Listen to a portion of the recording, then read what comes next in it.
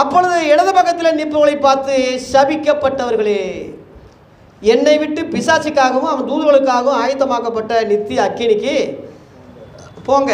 இதே தான் சொல்கிறார். பசியாக இருந்தேன் போஜனம் கொடுக்கல, தாகமாக இருந்தேன் தாகம் கொடுக்கல, அந்நியாக இருந்தேன் சேர்த்துக்கல, அனாதையாக இருந்தால் என்னைய ஒன்றும் கவனிக்கலை. என்ன ஆண்டவரே, நீங்கள் வந்தால் நாங்கள் அப்படியா விடுவோம்?